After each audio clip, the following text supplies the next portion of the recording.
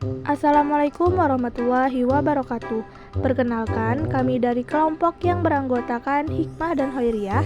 Di sini kami akan menjelaskan mengenai kontekstualisasi Pancasila sebagai entitas dan identitas bangsa Indonesia untuk memenuhi mata kuliah Filosofi Pendidikan Indonesia.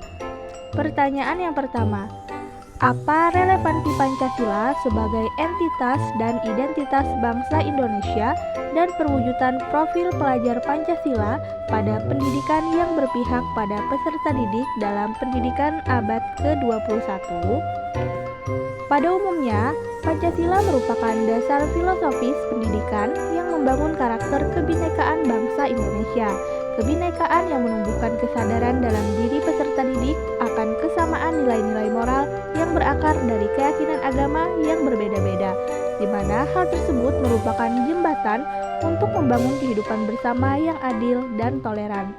Pancasila merupakan bagian dari identitas yang dimiliki oleh para peserta didik, di mana melalui kegiatan pembelajaran mendorong peserta didik untuk menyadari atau secara tidak sadar untuk tumbuh, hidup, dan berkembang bersama Pancasila yang akan membentuk karakteristik mereka sebagai salah satu aspek yang mempengaruhinya dalam belajar. Identitas merupakan refleksi diri atau cerminan diri yang berasal dari keluarga, gender, budaya, etnis, dan proses sosialisasi. Pancasila berfungsi sebagai identitas bangsa Indonesia yang berarti adanya suatu ciri khas yang berbeda dari bangsa lain karena seluruh masyarakatnya selalu berefleksi terhadap nilai-nilai atau pedoman yang terkandung pada Pancasila. Oleh karena itu, Pancasila merupakan identitas nasional yang perlu dan harus dilestarikan. Adapun entitas merupakan sesuatu yang unik dan berbeda, walaupun tidak harus dalam bentuk fisik. Dalam hal ini, Pancasila sebagai entitas bangsa Indonesia telah memiliki ciri khas tersendiri, yakni adanya keberagaman nilai yang terkandung di dalamnya. Terdapat beberapa tantangan bagi guru, sekolah, bahkan wali murid dalam pelaksanaan kurikulum merdeka untuk mengetahui karakteristik dari peserta didik. Di antaranya ialah yang pertama, tantangan bagi guru. Tantangan bagi guru mengenai bagaimana cara yang akan dilaksanakan guru demi menciptakan pembelajaran berdiferensiasi yang bisa mengakomodir semua kebutuhan peserta didik yang melalui hal tersebut dapat menciptakan lingkungan belajar yang berpihak kepada para peserta didik. Pada abad ke-21, para peserta didik tentunya tak asing lagi dengan perkembangan teknologi, bahkan mereka menemui penggunaan teknologi pada saat pembelajaran. Oleh karena itu, guru harus mempertimbangkan bagaimana rancangan pembelajaran yang mengintegrasikan teknologi dalam pembelajaran sesuai dengan karakteristik peserta didik saat ini. Yang kedua, tantangan bagi sekolah. Tantangan bagi sekolah mengenai penghayatan atas identitas dan entitas Pancasila dalam pembelajaran abad 21. Sekolah harus membuat rancangan kegiatan Project Based Learning atau PJBL yang harus mengandung unsur profil pelajar Pancasila dalam kegiatan pembelajarannya. Selain itu, sekolah juga harus merancang kegiatan dengan pendekatan kontekstual yang berhubungan erat dengan para peserta didik sehingga diharapkan peserta didik akan menyadari makna identitas Pancasila yang ada pada diri mereka dan mengamalkannya dalam perilaku yang berbudi luhur. Yang ketiga, tantangan bagi orang tua atau wali murid, yang mana hal ini berkaitan dengan penghayatan identitas dan entitas Pancasila. Hal ini karena orang tua atau wali murid memiliki peran yang sangat besar dalam kehidupan peserta didik.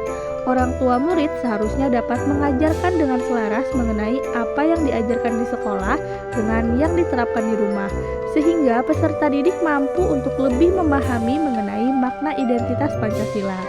Pelaksanaan kurikulum merdeka memiliki beberapa indikator kesuksesan dalam pembelajaran. Salah satunya ialah profil pelajar Pancasila. Bagaimana mewujudkan profil pelajar Pancasila pada pendidikan yang berpihak pada peserta didik dalam pendidikan abad ke-21? Profil pelajar Pancasila yang merupakan ciri karakter dan kompetensi yang diharapkan untuk dapat diraih oleh peserta didik yang didasarkan pada nilai-nilai luhur Pancasila. Oleh karena itu, Penting bagi guru untuk membuat suatu rancangan pembelajaran yang mengarah pada kompetensi tersebut dan tentunya juga harus berpihak kepada peserta didik. Untuk dapat mewujudkan profil pelajar Pancasila, ada pendidikan yang berpihak pada peserta didik dalam pendidikan abad ke-21 dapat dilakukan oleh guru melalui langkah awal dengan merancang proses pembelajaran dengan pendekatan berdiferensiasi yang diawali dengan pelaksanaan asesmen diagnostik bagi peserta didik. Kemudian, guru dapat melanjutkannya dengan kegiatan-kegiatan pembelajaran yang dapat mengarahkan peserta didik kepada profil pelajar Pancasila untuk membantu peserta didik dalam menghayati identitas Pancasila itu sendiri. Kegiatan yang dapat dilakukan oleh guru untuk dapat mewujudkan profil pelajar Pancasila dalam kegiatan pembelajaran yaitu dengan membiasakan peserta didik untuk berdoa sebelum dan sesudah kegiatan pembelajaran. Kemudian, guru dapat mengajak peserta didik untuk menyanyikan lagu kebangsaan di awal proses pembelajaran dan lagu daerah pada akhir pembelajaran.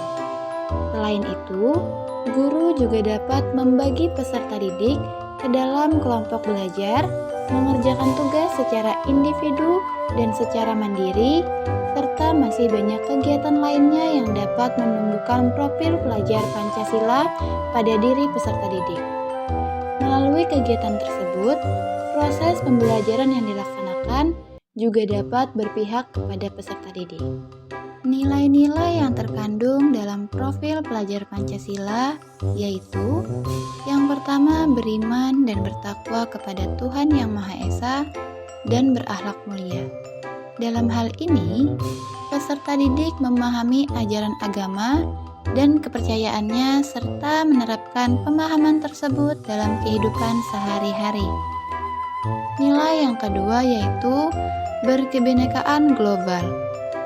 Dalam hal ini, peserta didik dapat mempertahankan budaya luhur, lokalitas, dan identitasnya dan tetap berpikiran terbuka dalam berinteraksi dengan budaya lain. Nilai yang ketiga yaitu bergotong royong.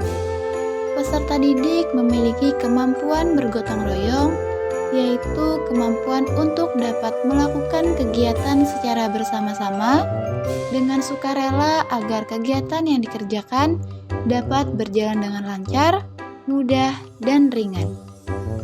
Nilai yang keempat yaitu mandiri. Peserta didik dapat memiliki kemandirian, yaitu peserta didik yang bertanggung jawab atas proses dan hasil belajarnya. Nilai yang kelima yaitu bernalar kritis. Bernalar kritis berarti peserta didik mampu secara objektif memproses informasi baik kualitatif maupun kuantitatif, membangun keterkaitan antara berbagai informasi, menganalisis informasi, serta mengevaluasi dan menyimpulkannya. Nilai yang keenam yaitu kreatif. Peserta didik yang kreatif berarti mampu memodifikasi dan menghasilkan suatu karya yang orisinal, bermakna, bermanfaat, dan berdampak. Itu saja penjelasan dari kami. Terima kasih.